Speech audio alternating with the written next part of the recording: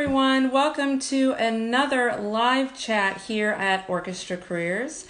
I'm Sonia Thomes, the creator of orchestracareers.com. And I wanted to give a big shout out to Brianna Owens, our content creator. All the fabulous graphics you've been seeing have been created by Brianna.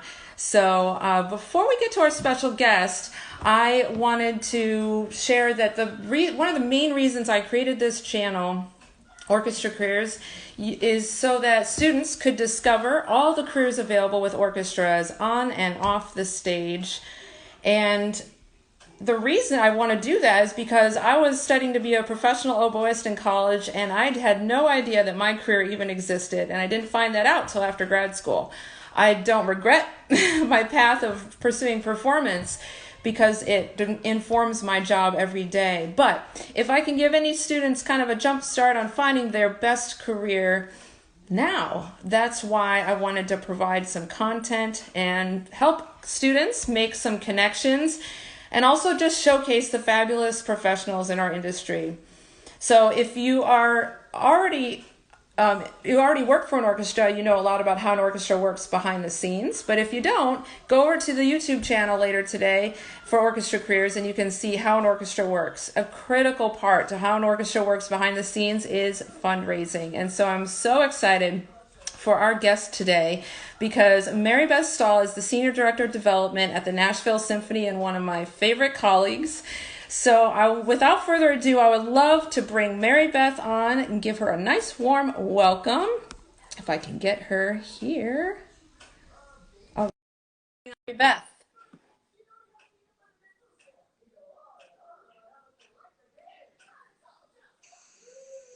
There she is. How are you doing? I'm doing great. Thanks for having me today. Oh, this is exciting. And don't mind the background. You can hear my son watching some Netflix. So hopefully it's distracting.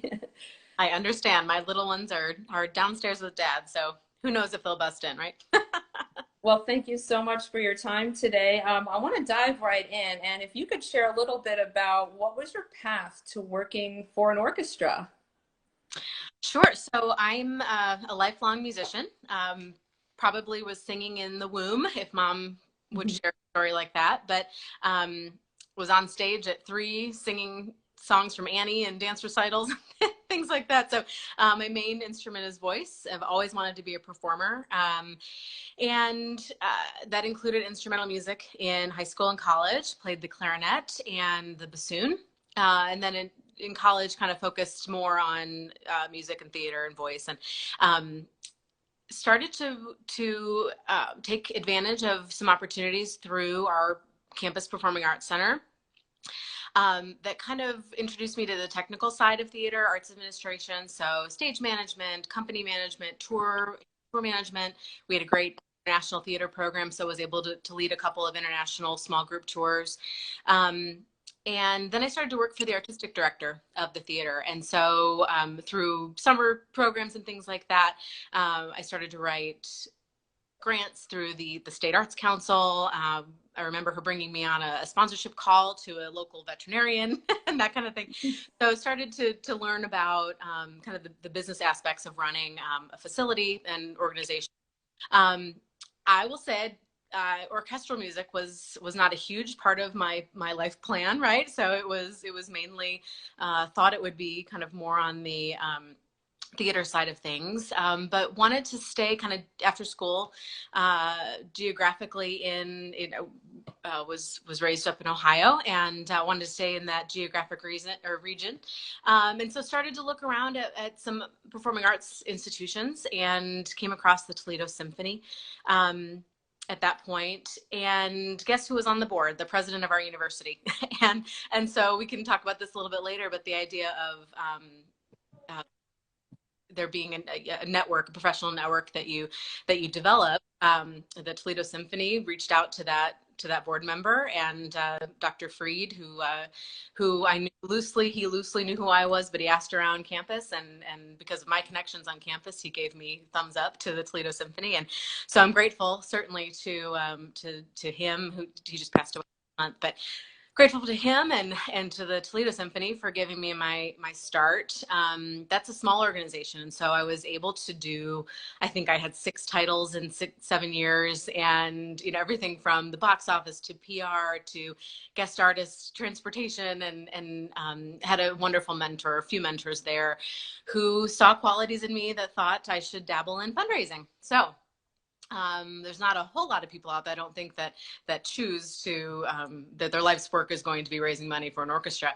But there are lucky few of us that stumble into the path, and it is incredibly rewarding. So ended my career in Toledo in 2008 and came to Nashville. So 11 years ago, my husband and I came down and started out in corporate philanthropy and moved kind of over into running more of the department.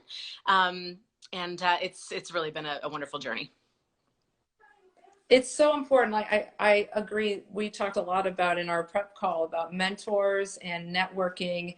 And I think there also is no substitute for just learning on the job, which sounds like you got to do a lot of in Toledo. And I mean, we still learn each and every single day something, don't we? But so how many years at the Nashville Symphony? You said 11. Yeah, 11 and a half. 11 and a half. So now you are Senior Director of Development. What does that mean? What is the role of the Senior Director of the department? Sure. So it may mean different things based upon the institution. So there's not one size fits all. But here in Nashville, my journey has led me to lead essentially our individual giving campaign, which is about 70% of the resources that we bring in each year. This is a true team effort. So I act as a gift officer myself, of course, a relationship builder, but also a mentor to my team. I have a wonderful gift of gift officers who each have a portfolio of donors that they take care of. It also means managing upwards. So we're really fortunate to have, a wonderful VP of development, of a fantastic president and CEO and COO who understand the importance of fundraising in their jobs. And Alan Valentine is a force to be reckoned with, certainly. And so I've learned, so much along the way, and we've gotten into this just really amazing major gift groove, if you will, for the institution, where I kind of help to guide the path of where we're headed, and we work as a team to get the done and make the connections. I also am kind of a facilitator of processes. So we have a very well integrated machine that is our development department. We raise in total about $9 million a year. And so there's things like telefunding, teams, a third party who manages that. There's direct mail processes. There's, thousands upon thousands of emails and social media posts, and all of that is all kind of woven together around the central idea of our musicians, our community, and how we are codependent, if you will, and then stewardship. So taking care of those relationships very tenderly, making each donor feel as special as they are, and creating events and thank yous and acknowledgments and all of that is, I think, probably the most fun part of my job. So I hear you saying the word relationship a lot, and I think that that's something that, as a student, I don't think I heard that word a lot in school, or it wasn't prioritized to the point that you and I know that is really the core of everything that we can accomplish, is building those effective and meaningful relationships. So I guess, do you have any kind of core values around how you do that? How do you build relationship that is meaningful and lasting and mutual? Sure. I think a lot of it is about meeting. If you're talking about a relationship with a patron, it's about meeting them where they are. It's about listening a lot. I can't tell you how much. So when I first came to Nashville, I was on the corporate fundraising side of things, and then grew to kind of lead that part of the campaign, and more so on that side of things. But now I'm finding it more on the individual side. When you go to meet with a corporate partner, a lot of times they want to tell you, these are my marketing goals. These are my, what we're trying to accomplish. These are our philanthropic goals. And certainly this can translate to individuals as well. But then you walk away and after listening, you create a proposal and bring back to them that actually achieves what they are, what their goals are, and show that you've been listening. And the look on a donor's face when you kind of get it and you're in it together is one of the most important things. So meeting people where they are. I think strong communication is a really important value. And that applies, not just between staff and donor, but also bringing musicians into the mix, and making sure that the musicians know what we're saying to patrons, bringing them together back to their relationship piece. So one thing, a big thing that we've worked on over the last decade has been bringing musicians and patrons together more casual, more meaningful, not just listening to them play, but getting to know their life stories and where did they find their instrument? What was their path to get to becoming a professional musician? And people love it. People love to break down that barrier, that fourth wall, if you will, using theater terms, the edge of the stage, so they're not just revered up there on the stage, but breaking that down so that they form genuine relationships. And I've seen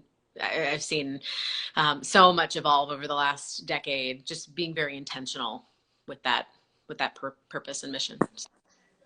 It strikes me that as you and I have talked about what your job is, and as I've just been curious as to the work that you commit to, it sounds like it takes a lot of time and commitment and perseverance and just intention with every day. So I'm just in awe of your team's ability to just make that, because it seems like you have to have the big picture in mind, but you have to be authentic in your interactions, and just your ability to have stamina, I would say is the word I'm searching for, to keep doing that is really incredible. One of the questions I have was, what is the most rewarding thing you find about working for an orchestra? Definitely the people, for sure. So, I go back to the relationships that were built. We have an incredible community here in Nashville, who appreciates the orchestra, appreciates the diversity of what we produce on the stage. And so not only is it fun to have so many built-in opportunities. So every single concert that we produce is a built-in opportunity to visit with people who care about the symphony. When you think of arts nonprofits versus healthcare nonprofits, or raising money for a Alzheimer's foundation or that kind of thing, we have built-in opportunities where we know where our supporters are going to be. And so the concert season is just a very exciting, wonderful time. So most rewarding, patrons, and again, just those aha moments when you find out someone went to Baylor and one of our musicians went to Baylor, and you connect together and they exchange email addresses and now they're friends, right? So or even seeing relationships amongst patrons. I hear now couples going out for dinner, before concerts and things like that, because they've hit it off and they've, gone to concerts on the same night together for the last 10 years. So, so things like that are just very, very endearing. And I would be remiss if I didn't mention the music on stage. So, certainly having, music just available whenever you want to listen, truly. With as busy as our orchestra is, they have daytime rehearsals. So if we need a break, we're fortunate to have offices right down the hall. So we can wander down and sit in the back of the hall for a rehearsal. And that just recharges the spirit. And then of course, just live performances are, without a doubt, the best way to recharge the spirit. Agreed, which is why we are all grieving right now that we do concerts, and so hope that we can figure out a solution to be able to return. But in the meantime, I really have seen an even deeper sense of humanity and connection with just the ways we've been reaching out to our patrons and to our musicians and staff. I just feel like uh, Karina and I were talking last week on the last chat about we're seeing each other's humanity, which I feel it sounds like is the most rewarding part. So being able to prioritize that and put that at the center as we move forward in even a new way, I think that that's very exciting to me. So of course with rewards, there also becomes challenges. So what's the most challenging thing you find working for an orchestra? I was thinking about this, and it is probably the you mentioned the word stamina a little bit ago, and so the word pace and pressure are the words that kind of come to mind. Um, I've been in this career for 16, almost 17 years now, and every single day is different. Every single weekend, and now that I'm with an orchestra that has concerts pretty much every single weekend. And again, I'm not talking about the current state. I'm almost kind of ignoring that we're just stuck at home right now. I'm thinking about the good times, which we'll get back to. But the pace of sometimes 2 to 3 different programs a week, sometimes 4 or 5 nights of where you could possibly be at work 4 or 5 nights a week. We don't, we have a great team that we kind of divide and conquer and figure this out. But my average, weekly schedule is at least 40 to 45 hours in the office, plus, 2 evenings, plus work after the kids go to bed, right? So there's, it's a lifestyle, and one that I love dearly. I definitely think things shifted once I had children. So I was in this world in this industry for 11 years, I guess, before I had my first child. And I definitely had to recalibrate to kind of keep that balance in check. But they all know what mommy does, and they know what I'm doing when I'm gone, and how much I appreciate being back home too. So. Well, that kind of leads me to my next question, one that I actually get more than I anticipated from students, which is, can I have a career in the arts and have a family? Yeah. Yes. All out there. Yes, you absolutely can. Whatever version of family, whatever that means to you, I absolutely think you can. I do think it can be, well, I had the great fortune, of having a wonderful husband, who, we've been together for 20 years now. And so he lives the lifestyle along with me, and he completely understands that it's not a 9 to 5 job. And so I think it's a lot about, I use the words communication and respect, and a little bit of planning. The biggest thing for us is, Chris will say, my husband will say, whatever you need to do, try not to surprise me, right? So if we out a plan for the week and we have a whole calendar system, unfortunately everything's off of the calendar right now. Fortunately or unfortunately, we had to delete a lot of things here these last couple weeks, which has been, a blessing in a way, of course. So it's a lot about communication and just knowing that it is a lifestyle, right? So that any kind of arts, whether you're talking about orchestras or theater or opera or ballet, right? There's rehearsals and performances and donor events and things like that in the evening, and it's about leaning on your team.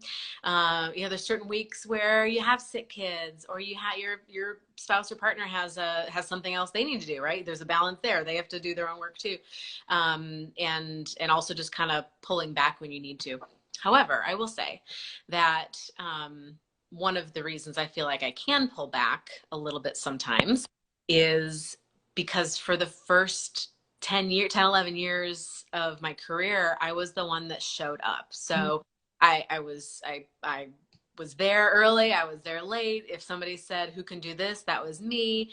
And I really believe in, to whatever degree you can accomplish this. And I respect when I see, younger team members on that don't take anything for granted. They don't take their job for granted. They are, willing to roll up their sleeves and just be there.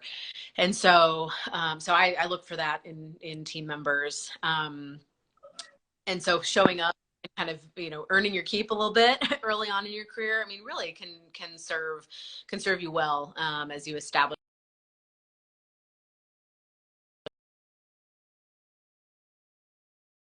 that you're going to represent the department well, and then when it's time to, you know, bring a family into the picture, it's a little easier to kind of make it a more of a team effort. So. Well, I couldn't agree more. And I've had that thought before. You know, the first 7 years of my career, I call it I was able to really like grind it out, like put in long hours. I didn't have my son yet. And, it's really important that you immerse. And I think so I was really learning the job, and now I almost say that I'm a little bit more in the advanced phase of my career where I've learned a lot. I have a lot of foundation built, but that's where you can gain a little bit more space because you actually have to be more strategic as a leader of a department. I'm the leader of the operations department at the Nashville Symphony. You're the leader of the development department. We have to use all of that knowledge in a different way. So it's a different kind of challenge to lead a department. And so I totally agree. I think, establishing your ability to have a strong work ethic soon in your career is so vital, is what I'm hearing you say. And I felt that really paid off in my career too, is just being ready for anything, raising my hand for whatever menial job there was, and just trying to learn as much as I could, as fast as I could. Because also you kind of have to. And luckily, one of the things I like about working in an orchestra, especially early on, was I had a lot of opportunity for repetition because every week, like you said, we have a new program and not in concert production. What that meant is every week I had a new opportunity to kind of start the process a little bit over. And it was really that repetition early on that I think gave me the foundation that I needed to kind of grow in the position.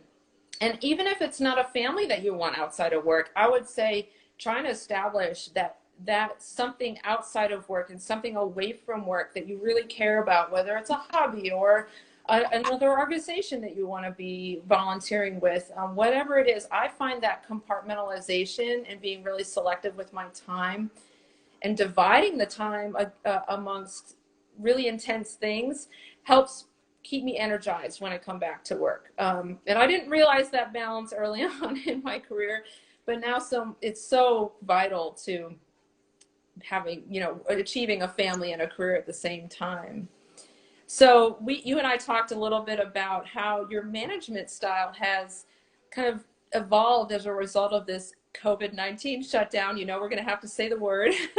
But can you talk a little bit more about what these last couple of weeks have really meant to you as a leader of your department? Sure. I think one thing I really try very hard to do is when we're all together is to make myself available, right? To the door's open, stop in when you need to, come and ask a question, shoot me an email, whatever it is. And being at home with a family, where you can't just wander by someone's desk each day and check in with them, has required a different type of communication. So I think, I equate communication with leadership very much. And, I've read a lot about adaptive leadership and, being relevant to the needs of each person, and what their personality types are, all that kind of stuff. And so, how has it changed? I think, there's a little more structured gatherings maybe than we would typically do. I try to do Zoom calls as much as possible just to have that eye contact with people. So we have a team meeting every week. We have check-ins every single day to some degree. One-on-one check-in, one-on-one Zoom calls where we talk through their plans for the week and that kind of thing. But also communicating with them what I need from a family standpoint. Not a 9-to-5 situation right now, as we all know. And also communicating, so there's certain hours of the day when my children need me, when I need to balance, the plan with my husband and that kind of thing. But I'm also trying to communicate that to them, to even a young person that is isolated by themselves, that you need to take care of what you need to take care of, that we understand that you need to take a walk, and you can't be by yourself all the time. You need to get fresh air, you need to take a break and I don't know, watch a show or something like that, listen to some music, whatever it is, and then get back to it. And as long as we're meeting our goals and trying to accomplish what we can. The other thing though about being in we try not to use the word crisis, but being in a challenging time like this is we're constantly coming together and trying to figure out what the talking points are. We're trying to make sure our messaging is aligned. And with an ever-changing situation like this, it becomes that much more difficult because it's almost, what am I saying today? Has anything changed today? And even just touching base every day about what do we know about even our jobs and our livelihoods, and what concerts have been canceled, and what are the changes taking place? What are the policies, and what, all of that. Everything we're doing right now, I'll tell you, is focused on getting patrons on the phone. And so it's our team of gift officers working through our lists of our people that we take care of. But it's also the whole institution coming together. There was a training session on Tuesday, and a Zoom call. Our audio engineer was on the call. Several of our musicians were on the call. Many musicians have made phone calls to our major donors, which has been amazing. So in addition to them playing and practicing and putting out all this really great content on social media, there's this really wonderful willingness from them too, from the performers, to stay in touch with our patrons too. So shout out to musicians listening. So thank you. But we had volunteers on the call, a couple of my donor volunteers that wanted to help.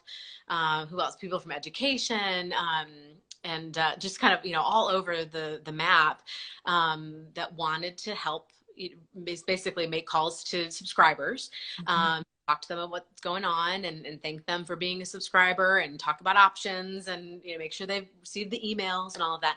And I think that that's just such a telling story about the culture here at the Nashville Symphony. And I'm actually trying to remember what question I was answering, right? I went, how have things changed? How has my leadership style changed? It turned away from leadership style to just kind of how the culture kind of rallies together. Fortunately or unfortunately, this is not the first large challenge that I've been through with the Nashville Symphony.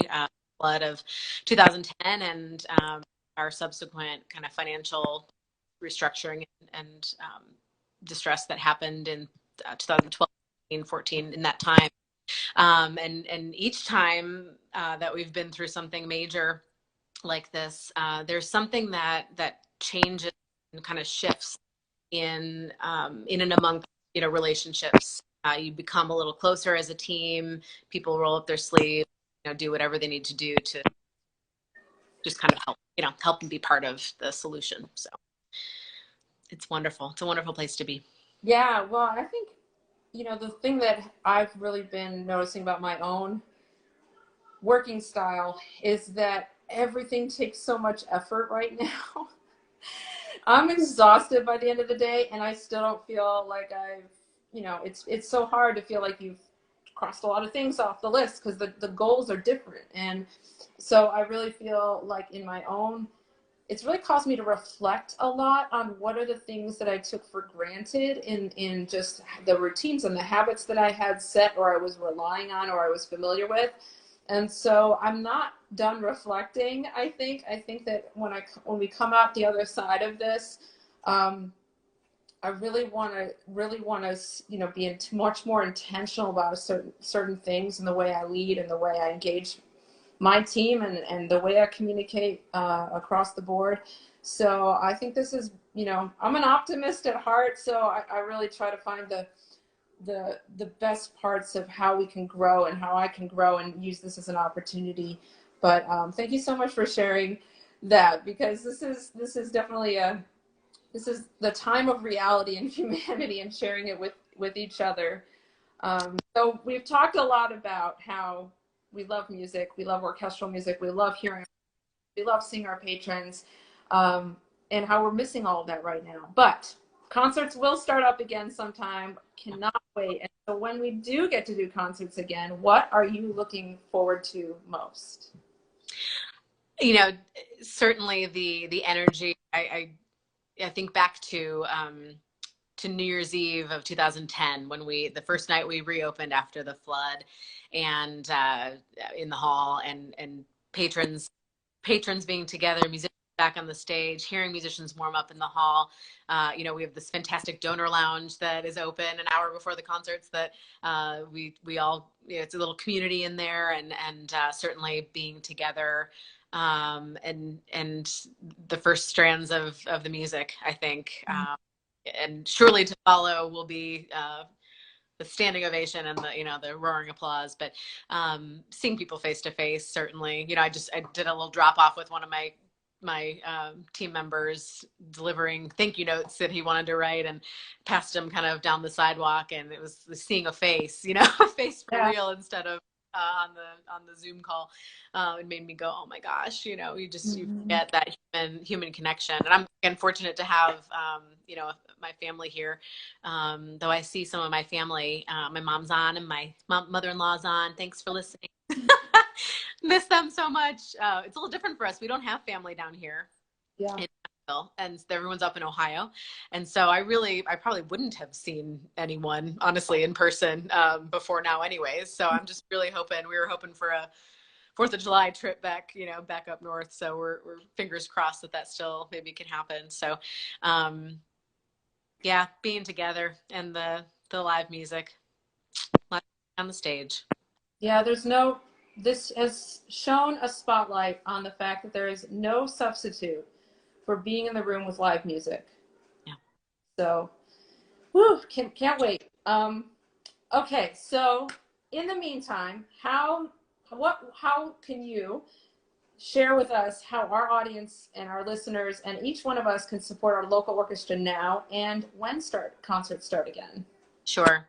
It's interesting. We're starting a campaign here called Step Up for the Symphony, because so many people want to know how they can help. And the easy things to say are to give if you can, of course. If you had tickets for concerts that were canceled this spring, please don't ask for a refund. Keep your money on account, or donate it back, and receive some donor benefits. But we're coming up with other ways too, in terms of stepping up. And it's even so much as watch the educational videos that almost every orchestra out there is producing content. So watch the educational videos, share it with your children if you have them, or neighbors. I'm sharing things in my community because all the parents here are looking for things to do. Engage with those, any kind of live things like live streams and things like that. Plan to volunteer when you get back, so we're going to try to start sharing. We always need more volunteers. So let's start, sharing those kinds of things. And buy tickets for next year, because we will be back, and there will be a season at some point when we're allowed. So buying things in advance now, committing to, I believe in the orchestra for next year is been really, really important, especially for us. And we're doing pretty well, when it comes to people committing to next year.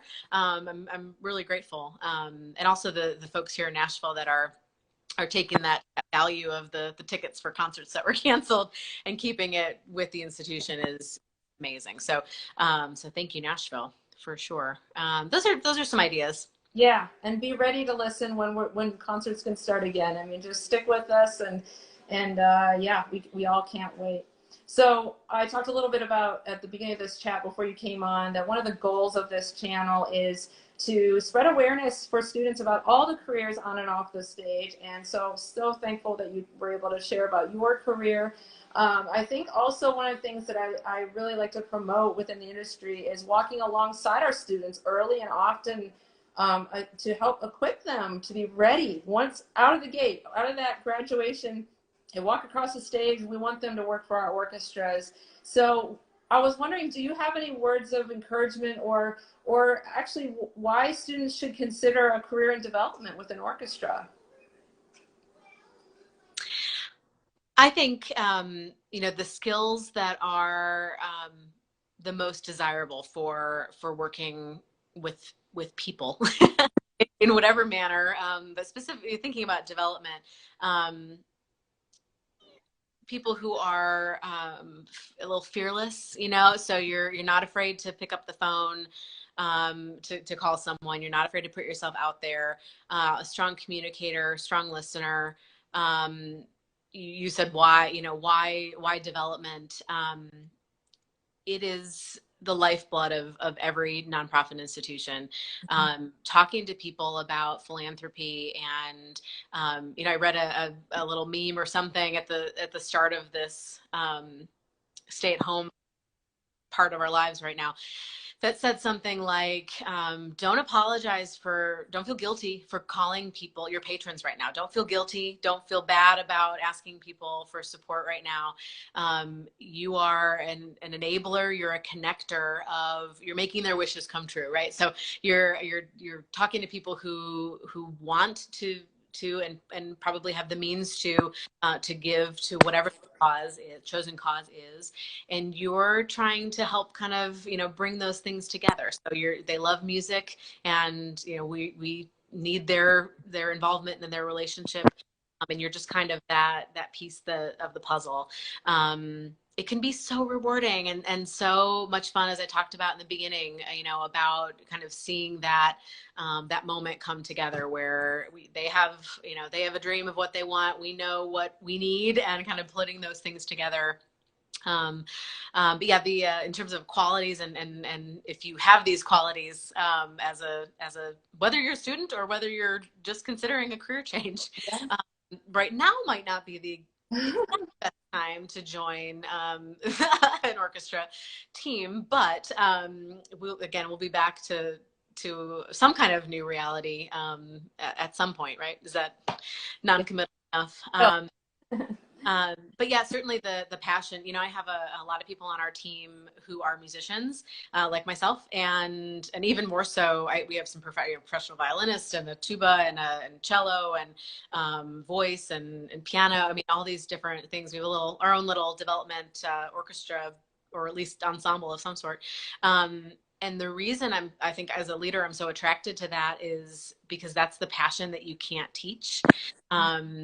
You can teach skills, teach, you know, how to do a job, but that passion for the music is really, really an important thing. So if you're a musician out there who likes to talk to people and believes in the mission of an orchestra or a different arts institution, give me a call, or, you know, send me a message here or through Sonia's website, and would love to talk to you more about this life.